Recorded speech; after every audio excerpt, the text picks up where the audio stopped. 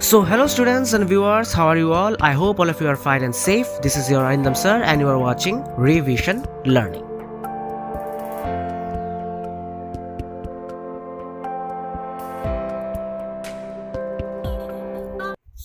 So students, in our last video we have discussed about the democracy in Chile, the military coup of 1973 in Chile, the restoration process of democracy in Chile, along with the democracy story of Poland.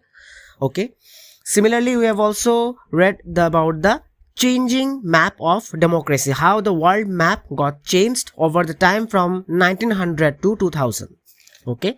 Now today we will focus on the topic phases in the expansion of democracy.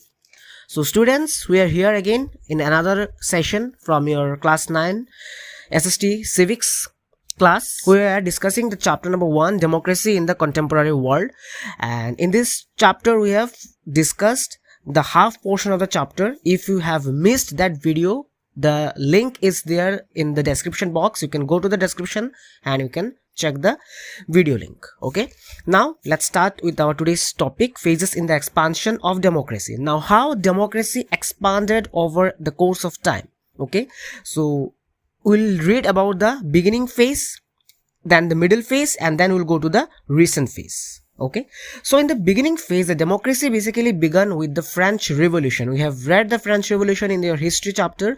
So in the French Revolution, what was the ultimate idea that we got from the French Revolution? The idea of liberty, unity, freedom, integrity, everything we got, and these things are all related to the democracy. So we can say that the basic idea or first democratic struggle began with the French Revolution in 1789 all over the Europe. But when it comes to Britain, then the democratic struggle process was slow. During the 18th and in the 19th century, slowly they got the democratic power. Okay, the right to vote was also granted to the people of Britain during that period of time, 18th century to the 19th century. Now during 1776, some of the British colonies, they declared themselves independent, and ultimately they came together and formed the United States of America. So United States of America was initially, there were two separate regions. The one was North America and one was the South America. But when British colonies that were there in the South America, they declared themselves independent, then both the colonies, that is the North America and South America, both the portions got united, and ultimately they formed the United States of America. And in the 1787, they got the democratic rights. Now, along with the democratic rights, there comes the voting rights. The voting rights comes from one concept. The concept is the concept of universal adult franchise or universal adult suffrage. Okay. Now, this universal adult franchise or universal suffrage means all the people, those who are above 18 years, have the right to vote. By 1900, New Zealand was the only country who followed the universal adult franchise and had the voting rights. India in 1950 had the voting rights. Okay.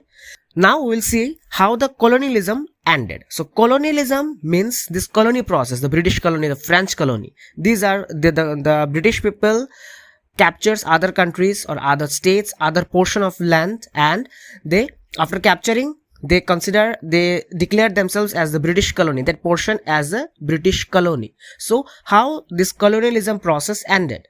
Now most of the countries during that 18th, 19th century, most of the countries from the Asia and Africa were the colonies of the European nations. We are also under the British. Okay. But after the World War II ended by 1945, most of the countries became democratic republic. Now, in my last class or in my last video, I told you about some countries during the 1975 session or 1975 section where they got democratic republic but couldn't hold the democracy. So one of the example is Ghana. Ghana, also known as the Gold Coast, used to be a British colony but got independence from the British colony in 1957. Kwame Nkrumah became the prime minister and then he became the president of Ghana. But ultimately during 1966, that government was overthrown by the military that we have already seen in Chile. So their government, the Kwame Nkrumah's government, was overthrown by the military, and ultimately Ghana couldn't hold up the democracy for long.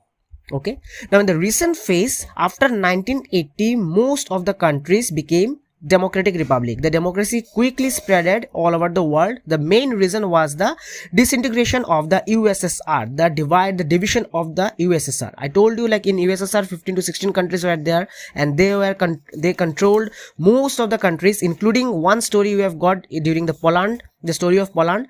So when there was a disintegration, there was a when the USSR dissolved, when the USSR broke down, several countries became free from the control of the USSR, and they became democratic republic.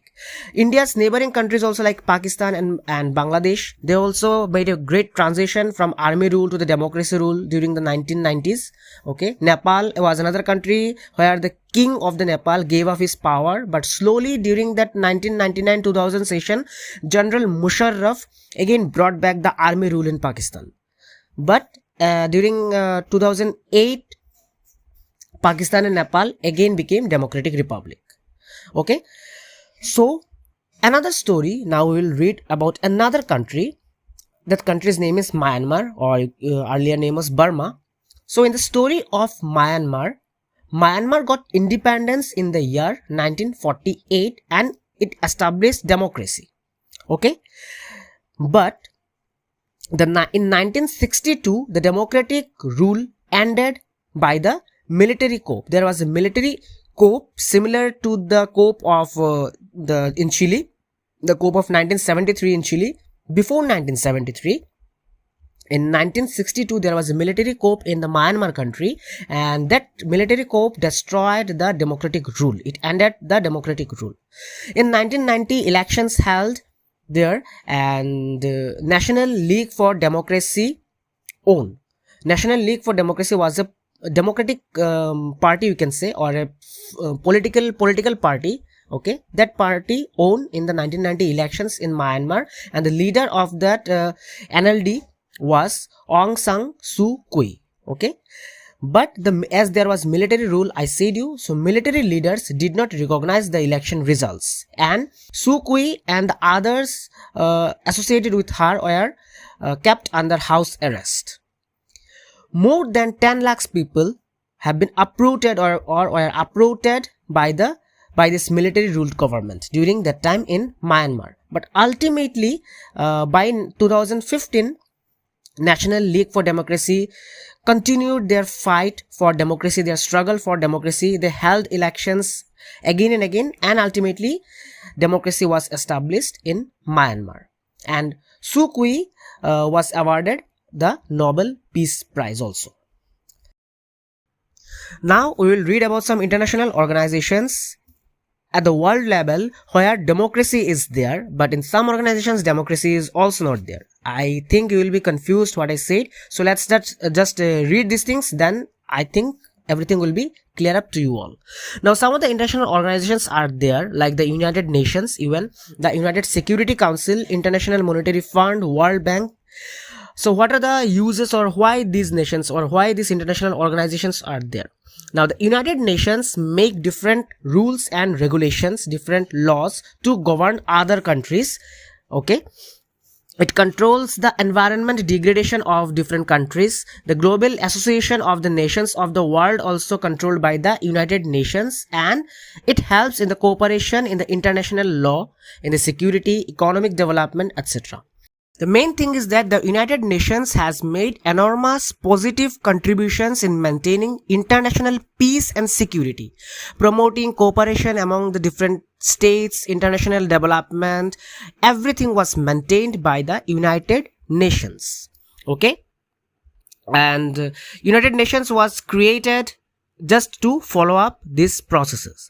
Now, as I told you, that United Nations also maintains the security and all. So for maintaining that, it has the United Nations Security Council. Okay, it's an organ of the United Nations, and this is particularly responsible for maintaining peace and order, peace and security among the countries. Another international organization is there, International Monetary Fund. Okay, it lends money to most of the countries when someone needs money. Okay, so now the question is that now the question is that are these international organizations democratic organization or not? So let's start with the United Nations. Now the United Nations have 193 members or 193 member states, member countries are there in the United Nations, and they all have one vote each in the United Nations General Assembly. This General Assembly is the political body which meets yearly in a session under a president elected from the representative of the member countries. Okay, so all the member countries, the 193 member countries, has one vote each, and that voting is done in the United Nations General Assembly, the general meeting. So thus we can say that the United Nations is a democratic organization because it has the vote, it has the right to choose someone, it has the right to choose a president, it has the right to choose one general assembly and one election body and all everything. So we can say that United Nations is a democratic organization, but the General Assembly cannot take decisions. It's just a meeting where everyone sits and decide, and decisions were taken on several matters. So United Nations or UN is a democratic organization, but this General Assembly is not a democratic organization. Okay, now the second one is the United Security Council. Now here there are 5 permanent members in the United Security Council and 10 temporary members. Now the 5 permanent members are the United States of America, United Kingdom, France, Russia and China. They have the real power. The other 10 member countries were selected by the General Assembly, that the UN General Assembly. In that UN General Assembly, the other 10 member countries were selected over a tenure of 2 years terms.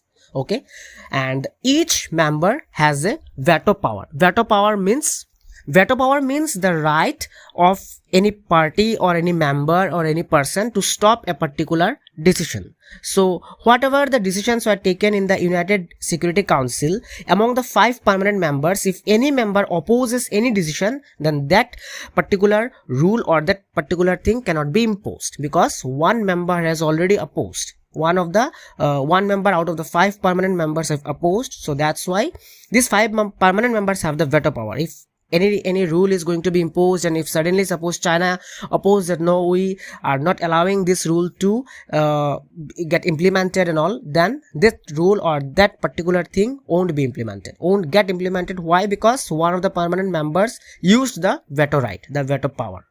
So ultimately we could say that this United Security Council is not a democratic organization, because apart from the 5 permanent members, the other 10 members don't have that much power to speak, that much power to have their say in the general public meetings and all. So because of that reason, the UN Security Council is not a democratic organization. Now talking about the International Monetary Fund, we all know that International Monetary Fund is one of the biggest money lenders in the entire country. 189 members they have in the IMF, but everyone don't have the equal rights. The voting rights are there as per according to the country's contribution to the IMF. Like one country is contributing more, suppose USA is contributing 50%, so 50% voting rights or 50% powers will be given to the United States of America. Whereas like any other country, like for example Germany or Italy or any other country, they are contributing less, so their powers will be less. So this is also not an democratic organization. Okay, in the IMF there are basically 7 permanent members, like United States of America, Germany, Japan, UK, Italy, France and Canada. Okay, now talking about the World Bank also has the president system. One president is there from the World Bank who has been always selected from the United States of America, and it is told that the president should have been or should be a US citizen. So again you can say that here again the biasness is coming from one country, basically everyone is focusing and all. So World Bank is also not a democratic organization. Now sometimes some democracy is also being promoted. For example, in Iraq, Iraq became in the story of Iraq became independent from the British rule in 1932. But since the 1968, the Iraq is been ruled by the Arab Socialist Ba'ath Party, where Saddam Hussein was the leader. This government, the government of Saddam Hussein, abolished all the traditional Islamic laws, okay, but they gave voting rights to the women. But after Saddam Hussein became the president of Iraq in 1979, he started a dictatorial government. Okay, so when he started a dictatorial government, the United States of America, along with some other countries, they alleged that Iran possessed nuclear weapon and other mass destructive weapon, which might be very dangerous for the entire world. So that's why the United States of America and the other nations, its allies, you can say, they invaded and occupied Iraq and captured Saddam Hussein and installed interim government. They told that from now onwards there would be no dictatorship rule in government, or no dictatorial government in Iraq. There should be a democratic republic. There should be democracy. So this war against Iraq by the USA and its allies was not authorized by the UN Security Council and was said to be illegal. So sometimes the promotion of democracy was also done in some other countries. Like for example, USA did the promotion of democracy in Iraq, but the process that they applied by capturing their president, by invading them, attacking them, occupying Iraq and all, forcing them to have democracy, this process was illegal. So sometimes democracy is being promoted, but the process is not good. The process is not well. So we can say that this process of promoting democracy was not a correct process. So students, with this we came to the end of this chapter. I hope you have understood everything. So this is actually the third part of this chapter. I have made this chapter in 3 different parts. Now if you want to get all the things or every part in a single video, then tomorrow I will upload another video where all the parts will be there. If you want to check that video, you can check it. It will be a little bit lengthy video, you can understand it. So for your betterment, for your better understanding, I will upload a video where all the lectures of every topic will be there in a single video. So you can check that video also. This video will be uploaded tomorrow. And if you have liked my explanation, if you have understood this chapter, you can comment in the comment section. If you have any doubts or queries, you can ask me in the comment section. And you can like this video, share it to your friends, subscribe to Revision Learning, help us to grow. Don't forget to subscribe to Revision Learning and press the bell icon so that you never miss any of our videos and updates. So students, today I have to wind up this video. So keep studying, keep learning, and we'll meet with a new video, with a new chapter, with a new session. Till then, take care.